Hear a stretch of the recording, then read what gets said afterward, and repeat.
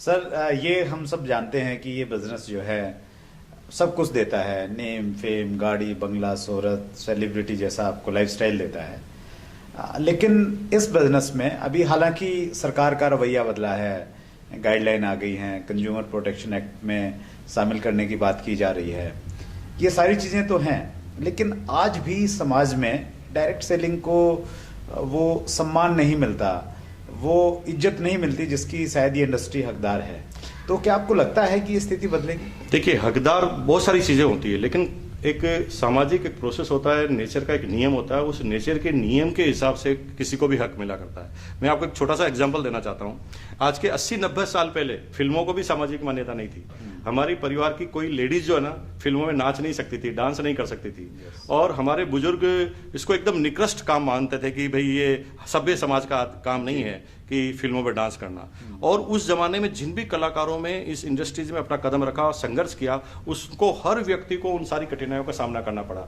लेकिन धीरे धीरे ये बात लोगों को समझ में आई, और आपने क्या देखा कि धीरे धीरे जिन फिल्मों को चुप चुप कर लोग बाग देखते थे और उन्हीं फिल्मों को आज कैसे देखते हैं। आज हमारा बच्चा, हाय डैडी मैं आज रात को लेट आऊंगा, मैं फिल्म देखने जा रहा हूं। आज इतनी बड़ी सामाजिक मान्यता उसको मिल गई है।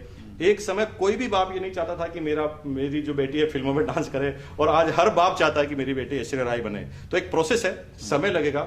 समय इसलिए भी लगेगा क्योंकि इस बात को समझने में समय चाहिए, क्योंकि हमारे जितने भी लोग हैं जिनको हम बड़े पदों पे देखते हैं, जो बड़े बड़े पदों पर हैं, चाहे वो प्रशासनिक सेवा में हो, चाहे राजनीतिक में हो, उन सारे लोगों ने अपने जीवन में डायरेक्ट सेलिंग का नाम नहीं सुना। तो अगर उनसे हम आशा रखते हैं कि वो सीधा एक ही बार में समझ जाएंगे, ऐसा नहीं होगा। जैसे जैसे फिल्मों को समझने का मौका मिला, वैसे डायरेक्ट सेलिंग को भी धीरे धीरे समझेंगे, क्योंकि आज की तारीख में किसी भी कंट्री के पास हर बेरोजगार व्यक्ति को नौकरी देने का और या इसको इतना बिजनेस के प्रति कैपेबल बनाने का समय नहीं है। आज की तारीख में डायरेक्ट सेलिंग एक ऐसी इंडस्ट्री है जिसमें ईच एंड एवरी आदमी को पूरी अपॉर्चुनिटी है और इंडिपेंडेंट वो बिजनेस कर सकता है। तो थोड़ा समय लगेगा, लेकिन मुझे 100% लगता है कि समय के साथ जैसे फिल्मों की परिस्थितियां बदली है, उस तरह डायरेक्ट सेलिंग की बदलेगी। जज भी समझेंगे, पुलिस वाले भी समझेंगे। आने वाले समय में आप देखेंगे कि इस फील्ड का नाम नंबर 1 पर होगा। ऐसा तक भी, मैं तो कई बार अपने विजन की बात करता हूं। मैं जब अपनी डायरेक्ट सेलिंग में जिस कंपनी में काम करता था, उसमें भी अपने विजन के बारे में बात करता था कि भाई तुम लगे रहो, ये कोई एक प्रोडक्ट का बिजनेस नहीं है।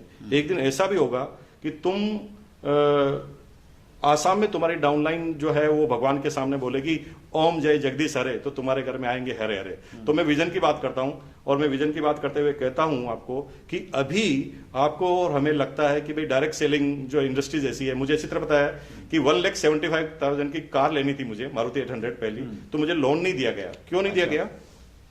कि उन्होंने कहा कि भाई आपकी जो इनकम है ना वो परमानेंट सोर्स से नहीं है, डायरेक्ट सेलिंग एक स्कीम है, वॉट एवर।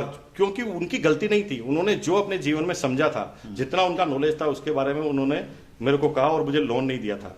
लेकिन आज स्थिति बिल्कुल अलग है। आज मेरे पास बड़ा कारोबार है, सब लोग देखते हैं। लेकिन जैसे मेरे पास है, वैसे जब हिंदुस्तान में कई लोग बढ़ेंगे, जब इनकी संख्या बढ़ेगी, तो धीरे धीरे समाज को, लोगों को समझ में आएगा। और वो दिन दूर नहीं है बस साहब, मैं आपको चैलेंज के साथ कह सकता हूं, वो दिन दूर नहीं है कि आने वाले समय में लड़के को देखने का, जब लड़के वाले को देखने जाएंगे तो क्राइटेरिया ही बदल जाएगा। अभी क्राइटेरिया है कि आपका लड़का क्या करता है, IAS है, IPS है, कि डॉक्टर है, कि इंजीनियर है, चार्टर्ड है। लेकिन आने वाले समय में एक बाप सिर्फ अपनी लड़की के लिए एक ही चीज ढूंढेगा कि ऐसा कौन सा प्रोफेशन में लड़का काम करता है जिसके पास पैसा भी है, समय भी है, इज्जत भी है, शोहरत भी है, सर्कल भी है, टाइम भी है, खूब सारा पैसा भी है। तो वो डायरेक्ट सेलिंग के अलावा और कोई बिजनेस नहीं हो सकता। क्या बात है सर, ये तो हमारे यंगस्टर्स और जो अभी शादी के बारे में सोच रहे हैं उनके लिए एक बड़ी अपॉर्चुनिटी है। लेकिन कितना टाइम लगेगा सर ये सब आने में? देखिए, ये डिपेंड करता है कि हम कितनी तेज गति से आगे बढ़ते हैं। और जिस तेज गति से हम आगे बढ़ रहे हैं, 20 साल का जो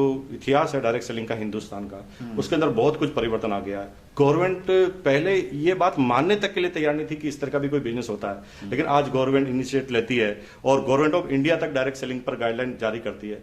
तो वो दिन दूर नहीं लगता। मुझे लगता है कि अगले 5 से 10 साल के अंदर वो वक्त आएगा कि कैरियर अपॉर्चुनिटी के अंदर डायरेक्ट सेलिंग को नंबर 1 पर रखा जाएगा। Great sir, thank you so much sir. और हम सब उम्मीद कर रहे हैं और इसी उम्मीद के साथ में इस इंडस्ट्री पे काम कर रहे हैं।